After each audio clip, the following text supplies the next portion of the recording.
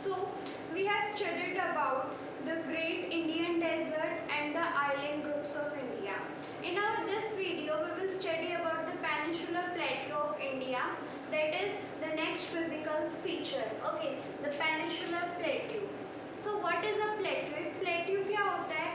Plateau is a tableland. Plateau जो होता है वो एक tableland होता है. Tableland का मीन्स होता है टेबल ऊपर से कैसी होती है? प्लेन होती है. Mountains and plateau, hills and plateau में ज़्यादा डिफरेंस नहीं होता, एक ही चीज़ होती है. But the difference is that कि जो माउंटेन्स होते हैं वो उनकी पीक होती है, ये पीक होती है. बट प्लेट्यूज जो होते हैं वो टेबललैंड होते हैं, मीन्स उनकी पीक नहीं होती है. उनका जो टॉप होता है वो पॉइंटेड नहीं होता है, वो एक टेबल लाइक सरफेस की तरह होता है. तो ये होता है प्लेट्यू. अब इंडिया के प्लेट्यू को पेनिनसुलर प्लेट्यू क्यों बोला है? इंडिया के प्लेट्यू को पेनिनसुलर प्लेट्यू बोला है बिकॉज इंडिया के अंदर जो प्लेट्यू रीजन है वो तीन साइड से वाटर से कवर है. वेस्टर्न मार्जिन पे, ईस्टर्न मार्जिन पे एंड सदर्न मार्जिन पे. तीनों मार्जिन पे जो प्लेट्यू है हमारा वो ओशियन से कवर है, पैसिफिक ओशियन और सी से. दैट्स वाई हमने इसको बोला है पेनिनसुलर प्लेट्यू. जो रीजन तीन साइड से वाटर से कवर होता है उसको बोलते हैं पेनिनसुला, और जो चारों साइड से वाटर से कवर होता है उसको बोलते हैं आइलैंड. तो ये तीन साइड से, इसलिए हमारे सदर्न रीजन को बोला जाता है पेनिनसुला, और हमारा प्लेट्यू भी इसी रीजन में है, तो इस वाले प्लेट्यू को हम बोलते हैं the peninsular plateau. Okay, India का तो ये प्लेट्यू है. अब जो वर्ल्ड का जो हाईएस्ट प्लेट्यू है that is Tibetan plateau. Tibetan plateau हमारा कहाँ पे मौजूद है? चाइना के अंदर मौजूद है, जिसको हम रूफ ऑफ द वर्ल्ड भी बोलते हैं. रूफ ऑफ वर्ल्ड किसको बोलते हैं? तिब्बतन प्लेट्यू को बोलते हैं. ओके, ये तो हो गई हमारे वर्ल्ड की प्लेट्यू की बात. अब हम इंडिया में आ जाते हैं. तो हमारा जो प्लेट्यू है वो इस वाले रीजन के अंदर लोकेटेड है. हमारा प्लेट्यू जो है वो बना कैसे? हमारा जो प्लेट्यू है वो बना जब गोंडवाना लैंड से सेपरेट होकर के एक प्लेट सेपरेट हुई और उस प्लेट ने हमारे पेनिनसुलर प्लेट्यू को बनाया. इसीलिए अब गोंडवाना लैंड क्या है? ओल्डेस्ट लैंड मास है. दैट्स वाई हमारा जो प्लेट्यू रीजन आता है वो इंडिया का ओल्डेस्ट लैंड मास में आता है, and one of the world oldest land masses में हमारे पेनिनसुलर प्लेट्यू की काउंटिंग होती है. अभी ओल्ड है, दैट्स वाई ये इंडिया का स्टेबल जोन में भी काउंट होता है. Stable zone of India. Stable का मतलब है कि इसमें जैसे हमारे हिमालयाज है वो अनस्टेबल जोन है, तो उनकी जो हाइट है वो इंक्रीज डिक्रीज होती रहती है. बट जो हमारा पेनिनसुलर प्लेट्यू है वो स्टेबल जोन है, मीन्स वो बहुत सालों से, बहुत पहले से वो फिक्स है. इंडिया के अंदर जो हमारा प्लेट्यू रीजन है वो इग्नियस एंड मेटामॉर्फिक रॉक से बना हुआ है. जो हमारा ये प्लेट्यू रीजन है ये इग्नियस एंड मेटामॉर्फिक रॉक से बना हुआ है. Crystalline, igneous and metamorphic rock. और स्टेबल जोन में काउंटिंग होती है इसकी इंडिया के. ओके, सो अब हमने हमारे प्लेट्यू को दो पार्ट्स के अंदर डिवाइड कर दिया. डिवाइड किस बेस पे किया? एक रिवर फ्लो होती है गुजरात से. गुजरात स्टेट से एक रिवर फ्लो होती है, दैट रिवर इज नर्मदा. ये जो नर्मदा रिवर है ये हमारे प्लेट्यू को दो पार्ट्स के अंदर डिवाइड करती है. सो वो प्लेट्यू जो कि नर्मदा रिवर के ऊपर लाई करता है उस प्लेट्यू को बोला गया है सेंट्रल हाईलैंड. जो प्लेट्यू नर्मदा रिवर के ऊपर लाई करता है उस प्लेट्यू को बोला गया है सेंट्रल हाईलैंड. और जो प्लेट्यू नर्मदा रिवर से नीचे लाई करता है beneath Narmada, that is Deccan plateau. Deccan plateau. ये तो हो गया हमारा प्लेट्यू रीजन जो है इंडिया का, उसका सेपरेशन, उसका division. Now we will study about the central highland. So यहाँ पे हमारा गुजरात है. यहाँ पे नर्मदा रिवर मान लो फ्लो करती है ऐसे, तो इसके ऊपर जो प्लेट्यू रीजन है वो है हमारा सेंट्रल हाईलैंड। मालवा प्लेट्यू का जो कवर करता है उस वाले रीजन को बोला जाता है सेंट्रल हाईलैंड। अब ये जो सेंट्रल हाईलैंड है उनके वेस्ट के अंदर उनके यहाँ पे कौन सी हिल्स लाई करती है? राजस्थान के अंदर है अरावली रेंजेस, तो यहाँ पे अरावली की रेंज है, इसके वेस्ट के अंदर ये अरावली रेंज से बाउंड है। और नीचे साउथ के अंदर यहाँ पे एक और हिल की रेंज आती है, that is Vindhyan range. Vindhya पर्वत जिन्हें बोला जाता है, विंध्या रेंज जो है वो यहाँ पे लाई करती है। ओके, ये हो गया वेस्टवर्ड। और ऊपर क्या है? नॉर्दर्न प्लेन है, वेस्ट में क्या है? अरावली हिल्स है, साउथ के अंदर क्या है? विंध्यन रेंज है। और अगर हम यहाँ पे ईस्ट की बात करें तो ईस्ट के अंदर क्या है? ईस्ट के अंदर ये जो प्लेट्यू है ये एक्सटेंड होता है Chota Nagpur plateau and Bundelkhand Baghelkhand plateau के अंदर। यहाँ पे वो जो है वो प्लेट्यू रीजन एक्सटेंड होता है। यहाँ पे वेस्ट के अंदर भी ये प्लेट्यू जो है वो एक्सटेंड होता होता राजस्थान के डेजर्ट के अंदर सबमर्ज हो जाता है, यानी कि यहाँ पे बीच में वो जो है उसके साथ मिक्स हो जाता है। राजस्थान के डेजर्ट एरिया के एरिड सोइल के पास ये जो सेंट्रल हाईलैंड है हमारा मिक्स हो जाता है। ओके, अब यहाँ पे बहुत सी रिवर भी आती हैं, सन, बेटवा, केन, कुछ रिवर्स है जो कि इस सेंट्रल हाईलैंड से फ्लो करती है। और हमारा एक प्लेट्यू यहाँ पे है छोटा नागपुर प्लेट्यू, इसके ईस्टवर्ड में, उसके अंदर एक स्पेशल रिवर फ्लो करती है, दैट इज दामोदर रिवर। और यहाँ पे इसका जो फर्दर ईस्टवर्ड एक्सटेंशन है सेंट्रल हाईलैंड का उसको बोला जाता है बुंदेलखंड और भागलखंड। ओके, ये था हमारा सेंट्रल हाईलैंड। अब सेंट्रल हाईलैंड पेनिनसुलर प्लेट्यू का वो रीजन जो कि नर्मदा रिवर के नॉर्थ में लाई करता है, that is central highland which covers almost all the part of the Malwa plateau. Okay, अब इसके वेस्टवर्ड मार्जिन के ऊपर क्या आता है? वेस्टवर्ड मार्जिन के ऊपर यहाँ पे आती है अरावली रेंजेस। साउथ के अंदर ये कवर है विंध्यन रेंजेस से, विंध्यन रेंजेस। यहाँ पे ऊपर नॉर्थ में क्या है? नॉर्दर्न प्लेन्स है। और यहाँ पे ईस्ट के अंदर एक्सटेंड होता है ये plateau into the Bundelkhand Baghelkhand region, Bundelkhand and Baghelkhand. और यहाँ पे एक छोटा नागपुर प्लेट्यू है जो इस वाले प्लेट्यू से सेपरेट हो रहा है। उस छोटा नागपुर प्लेट्यू के अंदर दामोदर रिवर फ्लो करती है और भी रिवर्स है जो कि सेंट्रल हाईलैंड से फ्लो करती है, जैसे कि सन, बेटवा, चंबल, केन। ये कुछ रिवर्स है जो कि इस सेंट्रल हाईलैंड से जो है वो फ्लो करती हैं। ओके, अब ये हमारा सेंट्रल हाईलैंड होता है। Now let's come to the Deccan plateau. Deccan plateau जो प्लेट्यू है वो है हमारा नर्मदा रिवर के साउथ के अंदर जो प्लेट्यू लाई करता है, that is the Deccan plateau, Narmada river के साउथ के अंदर। अब हम उसको पढ़ते हैं। तो हमारा जो डेक्कन प्लेट्यू है ये हमारी नर्मदा रिवर है, इसके साउथ के अंदर हमारा कौन सा प्लेट्यू लाई करता है? डेक्कन प्लेट्यू हमारा नर्मदा रिवर के साउथ के अंदर लाई करता है। अब ये जो डेक्कन प्लेट्यू है ये इग्नियस रॉक से बना हुआ है। जो डेक्कन प्लेट्यू है वो इग्नियस रॉक से बना हुआ है।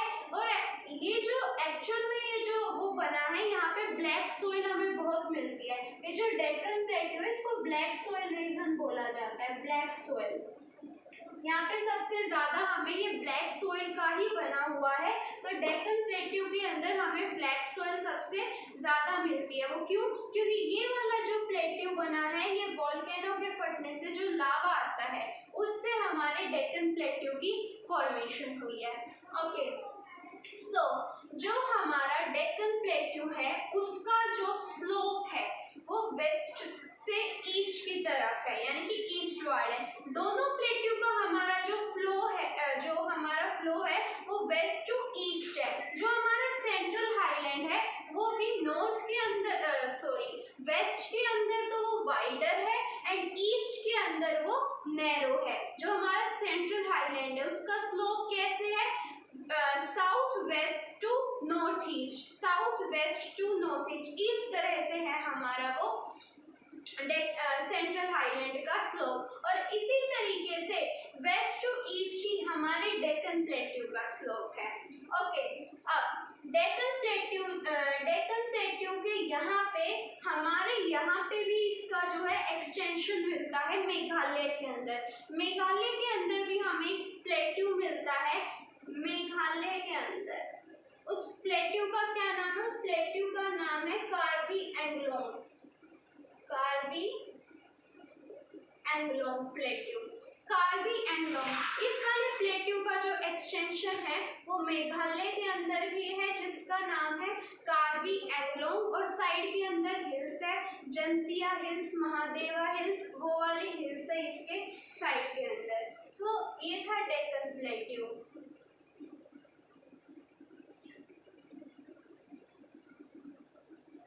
ओके, अब डेक्कन प्लेट्यू दोनों तरफ से, डेक्कन प्लेट्यू जो है वो दोनों तरफ से बाउंडेड है by western Ghat and eastern Ghat. West की तरफ है वेस्टर्न घाट से एंड ईस्ट की तरफ है ईस्टर्न घाट से। सो वेस्टर्न घाट्स,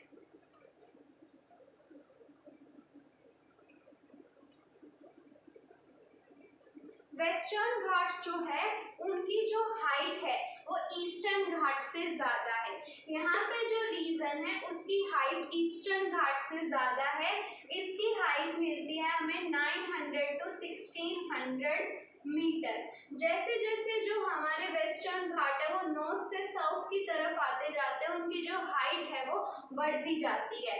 उसके बाद वेस्टर्न घाट जो है वो हमारे रेगुलर हैं,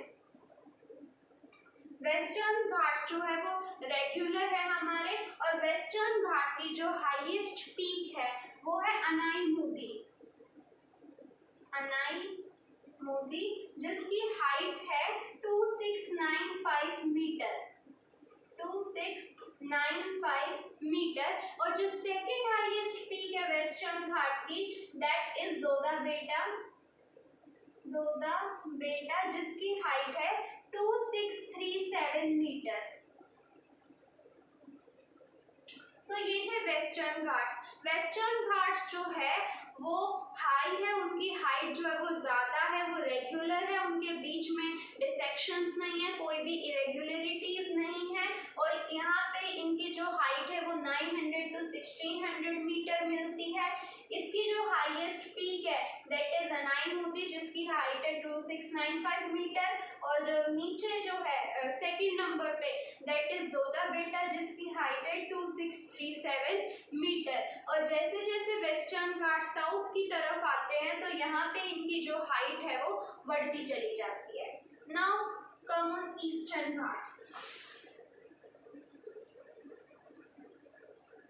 ईस्टर्न घाट्स, ईस्टर्न घाट्स जो है वो इतने ज़्यादा उनकी हाइट नहीं है, उनकी हाइट जो है वो वेस्टर्न घाट से कम है, यानी कि लोअर है ये। इनकी हाइट नियरली हमें 900 ही मिलती है, 600 प्लस। जो हमारे ईस्टर्न घाट से उनकी मैक्सिमम हाइट जो होती है वो 600 मीटर ही होती है। ये कॉन्टिन्यूस नहीं है, कॉन्टिन्यूस नहीं है। इसका क्या मतलब है, बिकॉज हमारे ईस्टर्न घाट के अंदर बहुत सी जो है वो रिवर्स आती है तो वो उनको कट, उस घाट को कट करती हुई जाती है। दैट्स व्हाई ये वाला जो ईस्टर्न घाट है ये कॉन्टिन्यूस नहीं है, इरेगुलर है, जो कि पासिस से पास हो सकता है। सो यहाँ पे रिवर्स जो है वो डेल्टा भी ईस्टर्न रीजन के अंदर ही बनाती है, यही रीजन है। ओके, अब इसकी जो हाईएस्ट पीक है, ईस्टर्न घाट की जो हाईएस्ट पीक है दैट इज महेंद्रगिरी।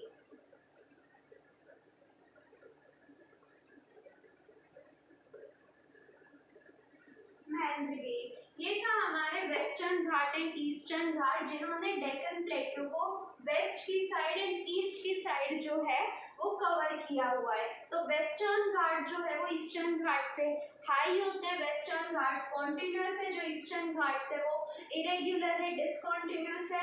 वेस्टर्न घाट की हाईएस्ट जो है हाइट है वो 900 to 1600 मीटर है, एंड जो ईस्टर्न घाट के दैट इज 600 मीटर। जो वेस्टर्न घाट की हाईएस्ट पीक है दैट इज अनाईमुदी, एंड जो वेस्टर्न घाट की जो हाईएस्ट पीक है दैट इज अनाईमुदी, एंड जो ईस्टर्न घाट की हाईएस्ट पीक है दैट इज महेंद्रगिरी। सो यहाँ पे हमारा जो प्लेट्यू है वो पूरा कवर होता है, यानी कि जो हमारा फिफ्थ फिजिकल फीचर था the peninsular plateau that is completed here. Now we will study the last physical feature of India that is the coastal plain. The sixth and the last physical feature of India that is the coastal plain. तो coastal region कौन सा reason होता है? Coastal region वो reason होता है जो कि वाटर से साइड में होता है, वाटर का जो बीच एक टाइप होता है वो वाला रीजन जो होता है वो होता है कोस्टल रीजन। अब इंडिया के अंदर भी जो हमारे दो कोस्टल रीजन है, जो पेनिनसुलर जो रीजन है उसमें एक तो वेस्टर्न साइड है और एक ईस्टर्न साइड है। तो जो वेस्टर्न वाला साइड है वो वेस्टर्न कोस्टल प्लेन, एंड जो ईस्टर्न साइड है that is eastern coastal plain. So जो वेस्टर्न कोस्टल प्लेन है, वेस्टर्न कोस्टल प्लेन, जो वेस्टर्न कोस्टल प्लेन है वो है हमारा Western Ghat and Arabian Sea के बीच में, वेस्टर्न घाट और अरेबियन सी के बीच में सैंडविच टाइप स्ट्रक्चर है that is the western coastal plane. और इसी तरीके से जो ईस्टर्न साइड में है हमारा वो eastern Ghats and Bay of Bengal के बीच में सैंडविच टाइप स्ट्रक्चर है that is the eastern coastal plain. Okay, अब जो वेस्टर्न कोस्टल प्लेन है उसका जो नॉर्थ वाला पार्ट है उसको बोला जाता है कोंकण। फिर कोंकण से नीचे आता है कन्नड़, एंड कन्नड़ से नीचे आता है मालाबार कोस्ट।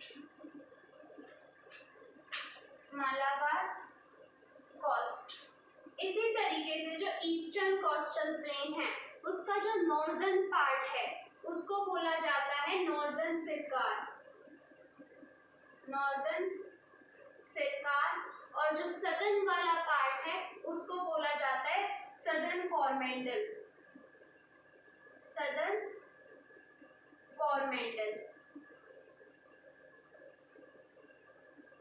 ओके, अब जो वेस्टर्न कोस्टल प्लेन है उसकी एक खासियत होती है कि यहाँ पे हमें ट्रॉपिकल एवरग्रीन फॉरेस्ट मिलते हैं। जो वेस्टर्न कोस्टल प्लेन है उसके अंदर हमारे ट्रॉपिकल एवरग्रीन फॉरेस्ट मिलते हैं। ट्रॉपिकल एवरग्रीन फॉरेस्ट मिल रहे हैं यानी कि यहाँ पे रेनफॉल जो है वो सही, यानी कि वो सारी कंडीशंस मिलती है। ऐसा क्यों होता है? बिकॉज जब अरेबियन सी से विंड्स जो है वो रेनफॉल लेकर के आती है तो फिर वो जो वेस्टर्न घाट्स के अंदर जो हिल्स है उनसे टकराती है, उनसे टकराने के कारण वो हमारी सदर्न रीजन के अंदर नहीं जा पाती है और वो वहीं पे रिफ्लेक्ट होकर के सारी जो बारिश है वो कोस्टल प्लेन के अंदर कर देती है। दैट्स व्हाई ये वाला जो रीजन है वो एवरग्रीन फॉरेस्ट जो है वो रखता है। जबकि जो यहाँ पे हमारा ईस्टर्न पार्ट है, यहाँ पे जो है हमारे ईस्टर्न घाट्स है वो डिसकॉन्टिन्यूअस है, यानी कि बीच के अंदर बहुत ज़्यादा इरेगुलरिटीज आती है, बट ये वाला जो है वो रेगुलर है। दैट्स व्हाई ये सारी विंड को अपनी वेस्टर्न मार्जिन पे ही, ईस्टर्न पार्ट में नहीं जाने देता है, वेस्टर्न मार्जिन पे ये सारी रेनफॉल करा देता है। इसीलिए ये वाला जो रीजन है यहाँ पे डेंसली फॉरेस्ट है कि यहाँ पे जो सनलाइट है वो भी नीचे जो है वो नहीं पहुँच पाती है, यहाँ पे वाइल्ड लाइफ भी बहुत ज़्यादा मिलती है। सो ये थे हमारे coastal planes. So here this chapter completed. We will discuss our chapter number 3 that is drainage in our next video. Thank you.